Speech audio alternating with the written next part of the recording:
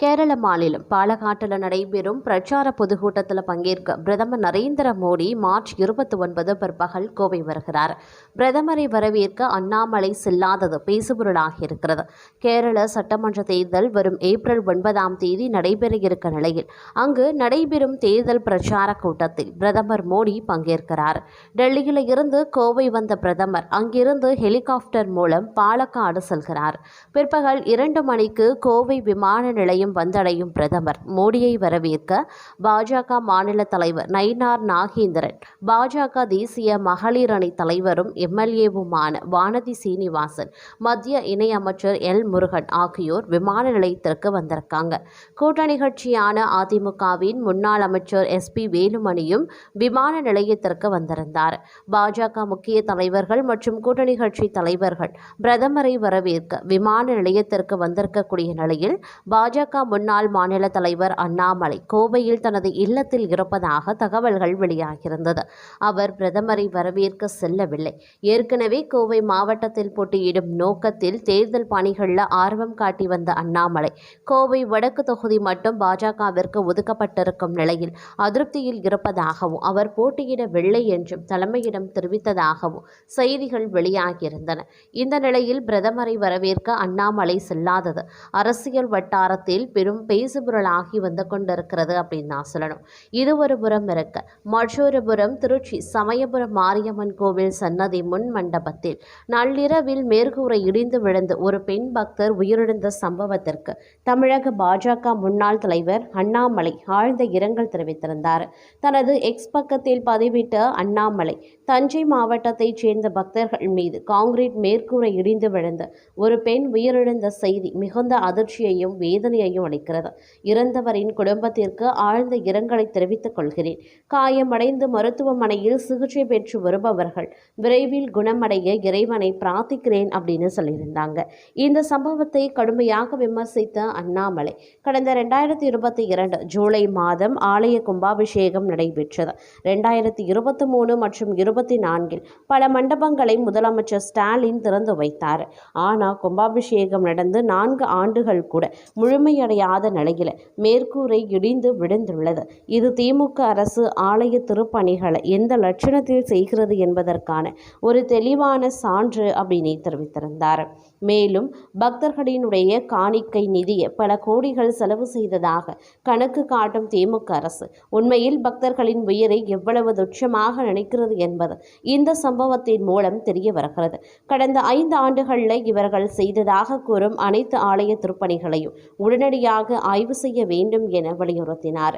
இந்து சமய அறநிலையத்துறை அமைச்சர் சேகர் பாபுவை நேரடியாக சுட்டிக்காட்டிய அண்ணாமலை, கோபாலபுரத்திற்கு முறைவாசல் செய்வதே தனது பணி என்று நினைக்கும் அமைச்சர் பக்தர்களின் பாதுகாப்பை உறுதி செய்ய தவறியதற்கு பொதுமக்களிடம் பதில் சொல்ல வேண்டும். இந்த துயரத்திற்கு பின்னணியில் இருக்கக்கூடிய அனைவரின் மீதும் கடும் நடவடிக்கை எடுக்க வேண்டும் அப்படின்னு சொல்லியிருந்தார். சமயபுரம் மாரியம்மன் கோவில் தமிழகத்தினுடைய மிக முக்கிய சக்தி தலங்களில் ஒன்று. ஆண்டுதோறும் ஆயிரக்கணக்கான பக்தர்கள் பாத யாத்திரையாக வந்து தங்கி அம்மனை தரிசனம் செய்வது வழக்கம். இந்நிலையில் ஏற்பட்ட இந்த விபத்து பக்தர்கள் மத்தியில் பெரும் அதிர்ச்சியையும் கோவில் பராமரிப்பு குறித்த கேள்வியையும் எழுப்பியிருக்கிறது. இந்த சம்பவம் தொடர்பாக சமயபுரம் போலீசார் விசாரணை மேற்கொண்டு வருகின்றனர். காயமடைந்த 2 பெண்கள் திருச்சி மகாத்மா காந்தி அரசு மருத்துவமனையில் சிகிச்சை பெற்றும் வருகின்றனர். திருச்சி சமயபுரம் மாரியம்மன் கோவில் சன்னதி முன் மண்டபத்தில் நள்ளிரவில் மேற்கூரை இடிந்து விழுந்து ஒரு பெண் பக்தர் உயிரிழந்த சம்பவத்திற்கு தமிழக பாஜக முன்னாள் தலைவர் அண்ணாமலை ஆழ்ந்த இரங்கலையும் தெரிவித்துக் கொண்டிருப்பதும் குறிப்பிடத்தக்க ஒரு விஷயம் அப்படின்னு சொல்லலாம். அது மட்டும் இல்லாமல் தற்போது பார்த்திங்க அப்படின்னா தமிழ்நாடு, புதுச்சேரி, கேரளா, மேற்கு வங்கம், அசாம் உள்ளிட்ட மாநிலங்களுக்கு சட்டமன்ற தேர்தல் அறிவிக்கப்பட்டிருக்கிறது.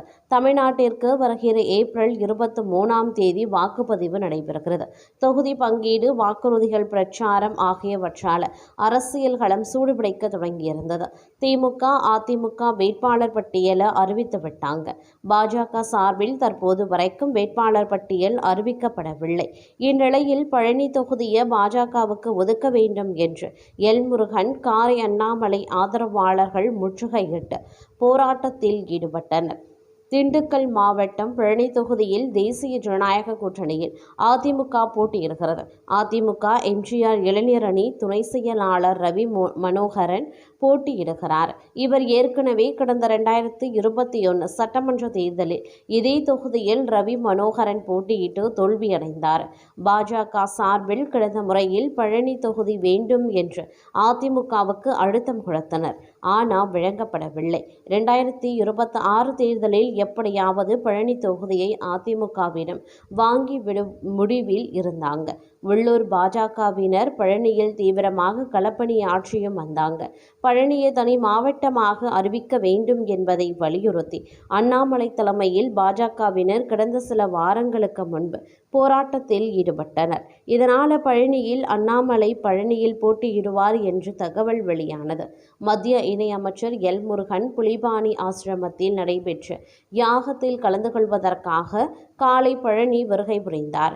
அவரின் காரை முற்றுகையிட்டு பாஜகவின் அண்ணாமலை ஆதரவாளர்கள் போராட்டத்தில் ஈடுபட்டனர். பழனியை பாஜகவுக்கு ஒதுக்க வேண்டும், இங்கு அண்ணாமலையை வேட்பாளராக அறிவிக்க வேண்டும் என தர்ணாவில் ஈடுபட்டனர்.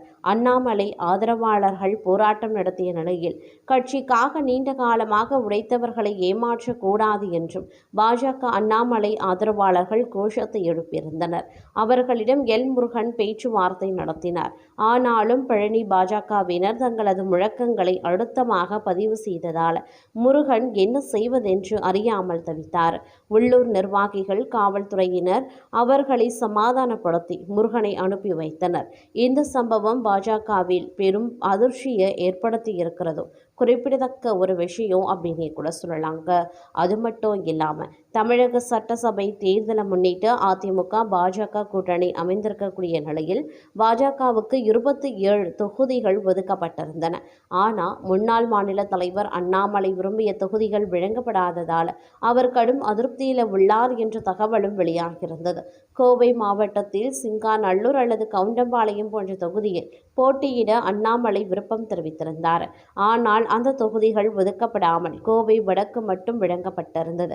அதிலும் வானதி சீனிவாசன் போட்டியிடும் நிலையில் அண்ணாமலை தேர்தலில் போட்டியிட விருப்பமில்லை என தெரிவித்ததாக கூறப்படுகிறது. இந்த சூழலில் அண்ணாமலையை சமாதானப்படுத்த பாஜக மேலிடம் நேரடியாக களமிறங்கியும் இருந்தாங்க.